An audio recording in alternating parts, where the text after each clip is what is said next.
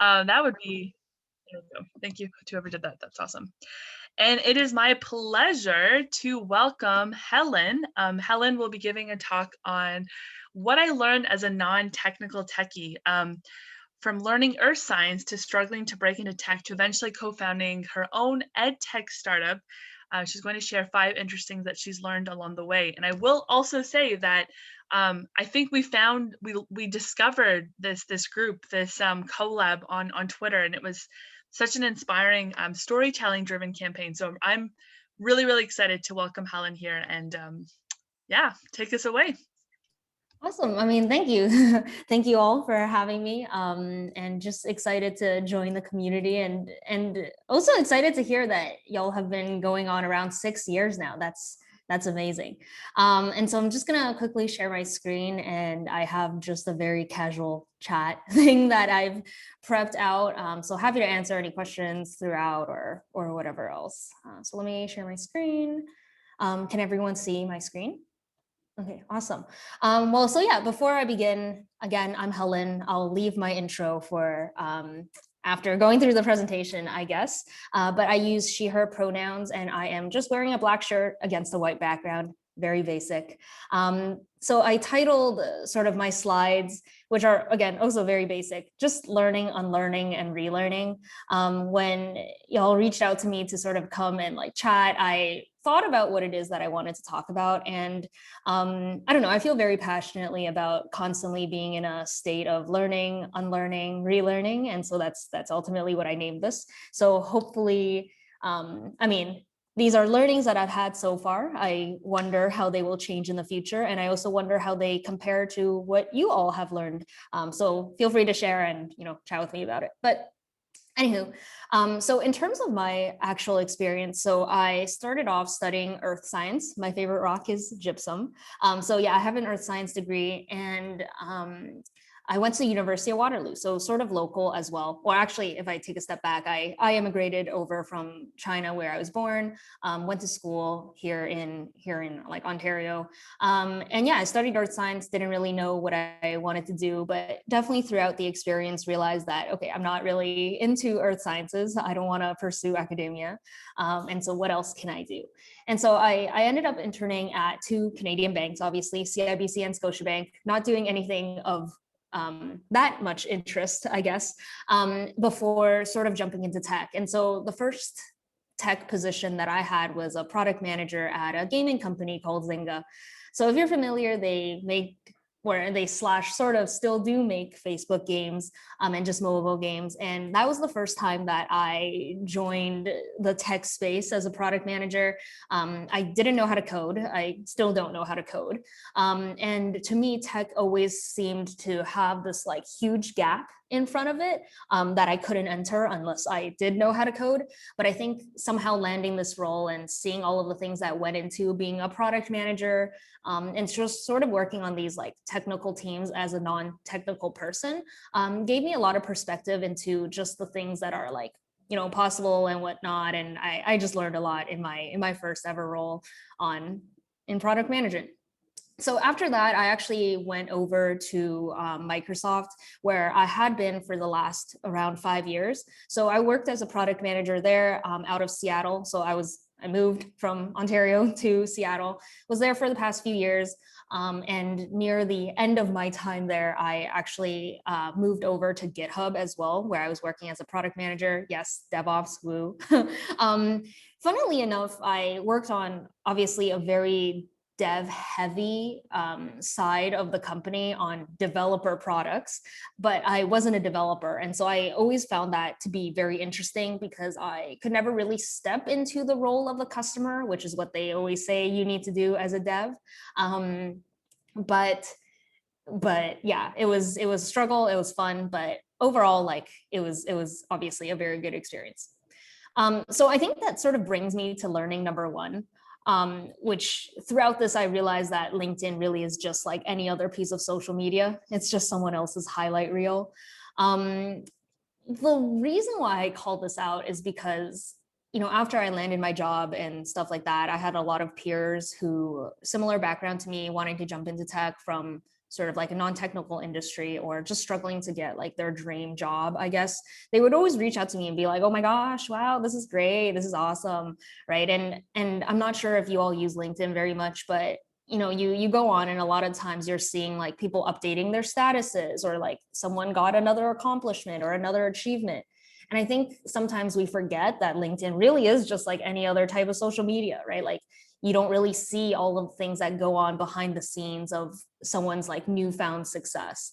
And so I guess like, I made this meme, but and it says rejections everywhere. It's a Toy Story meme. But I think my main learning here was just that, okay, so to the outside view, I had like a good job as a product manager. I was working at like one of these tech companies that a lot of people want to work for, but they didn't really see all of the different like variety of just rejections that was happening everywhere.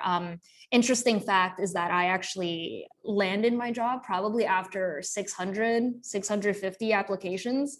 And I remember in my first 300 applications, I actually only had 4 interviews, none of which converted into an offer.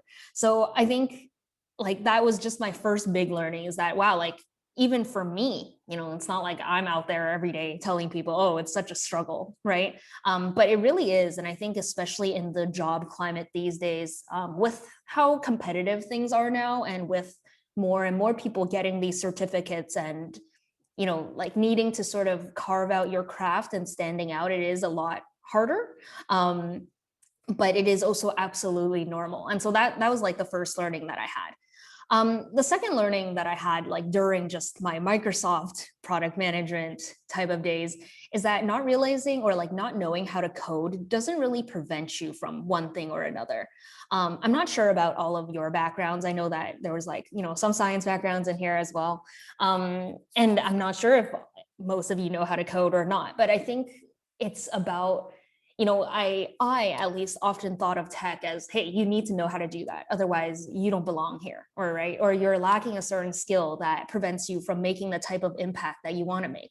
But I think ultimately it's about recognizing that, okay, you have the drive and the desire to make this impact, and that impact can be made in a variety of ways outside of coding. Because coding really is also just like a means to an end, right? Like you're still building things, you're still solving problems that you've identified that people have and that you want to help solve.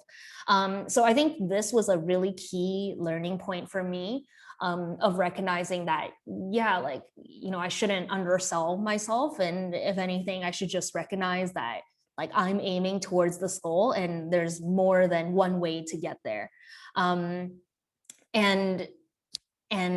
yeah, and I think especially now, if you want to build stuff and if you want to build products, there's such a variety of ways to do that without knowing how to code, such as like finding meetups like this and like meeting people that do, for example, or solving problems without code, right? Whether it's just no code at all, or using like popular no code tools these days.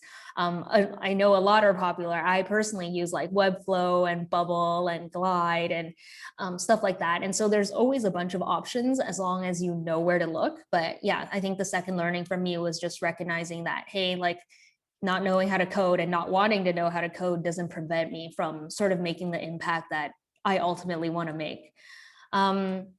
So then the third thing is that, hey, yeah, tech is such a huge industry. I think this is sort of relevant to at least the people that I spoke to that wanted to get into tech, but felt like, oh, I can't get into tech, or like, what are the certain roles in tech, et cetera. But I think sometimes we forget that there's such a wide variety of roles that really could leverage and benefit from each of the unique skills that we do bring and like the backgrounds that we do bring. Because even within tech, like it's not just developers or like product managers or product owners or like agile coaches or scrum or like designers, etc. There's not just that small bubble. There's like a lot more beyond that in terms of like customer success and like operations and business stuff. And I do think that, yeah, that's one thing that as someone who wasn't in tech, I didn't recognize. And I always thought that, oh, there's just like these few paths. But ultimately, like once you're in, it was when you realize, wow, there's like a bunch of different tasks and a bunch of different roles and responsibilities that help the entire team as like a collective sort of achieve their goals. So I found that like really interesting as a third lesson. So would highly recommend like browsing random job boards and just looking at all of the open roles, because there's always titles that I'm constantly learning exist. And as tech ramps up even further, I think there's probably plenty more.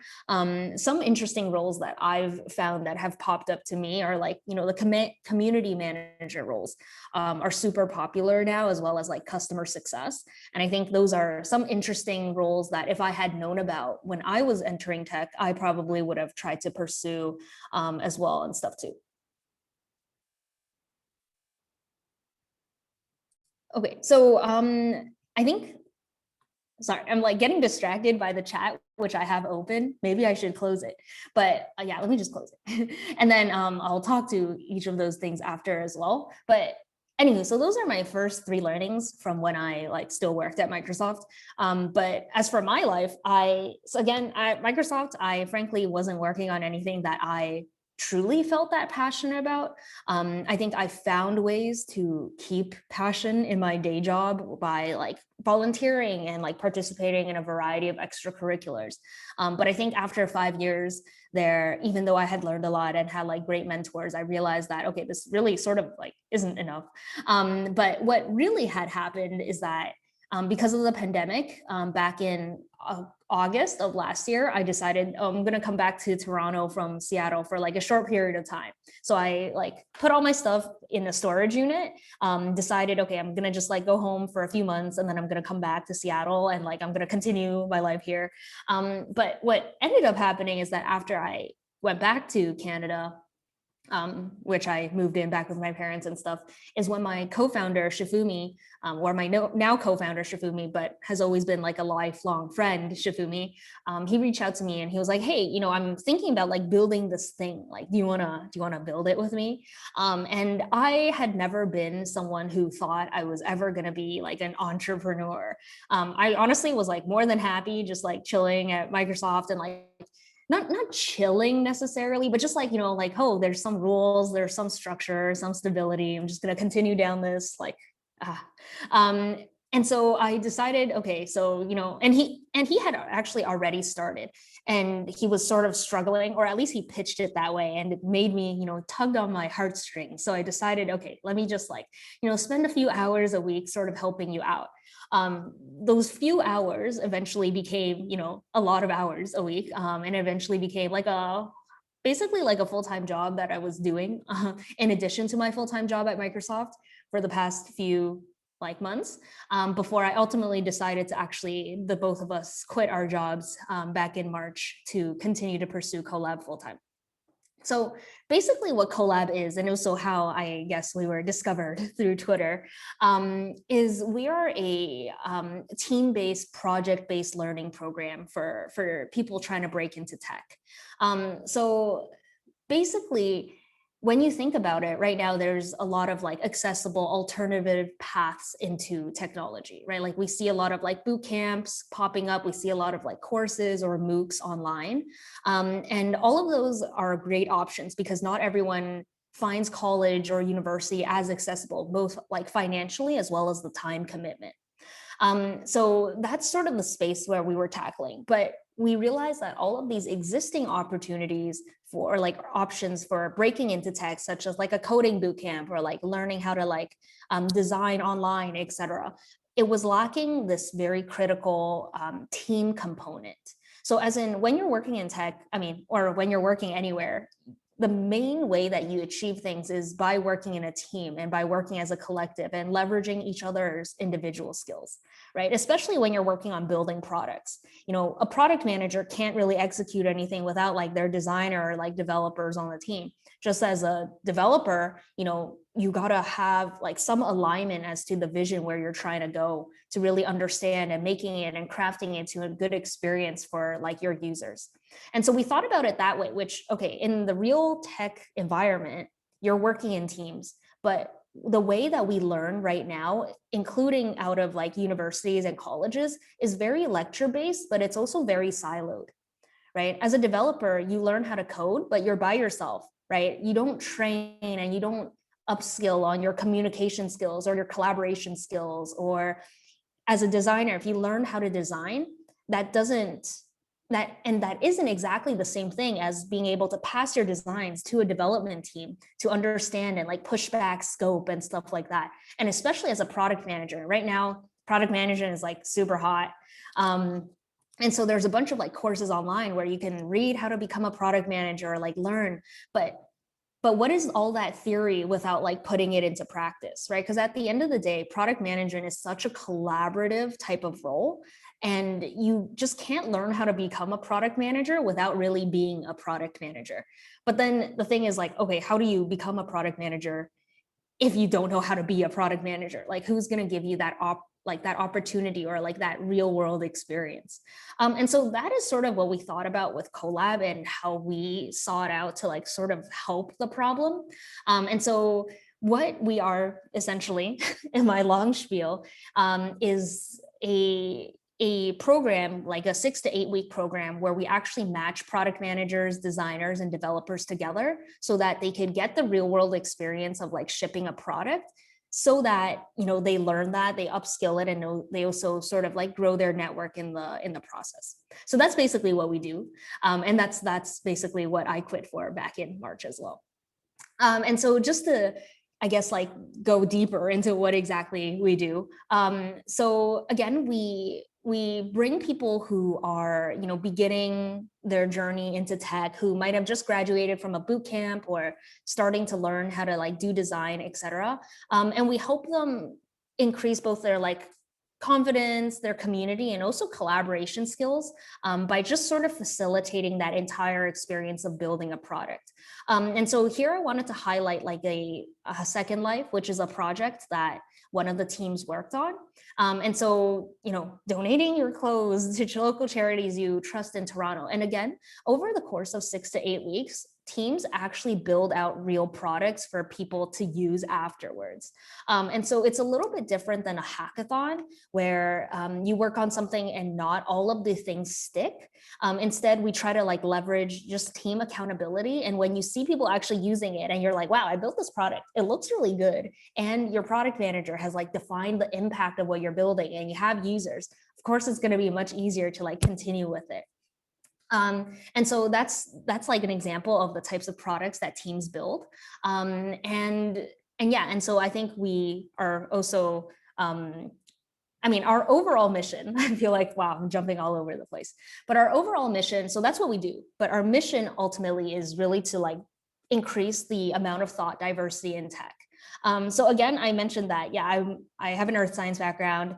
I, you know, took hundreds of applications to sort of get to where I am, but not everyone has the time and bandwidth and like emotional fortitude to like go through that, right? Yet I feel like me and my co-founder Shifumi, we've made a good amount of impact in our roles, and like I would say that we did make impact.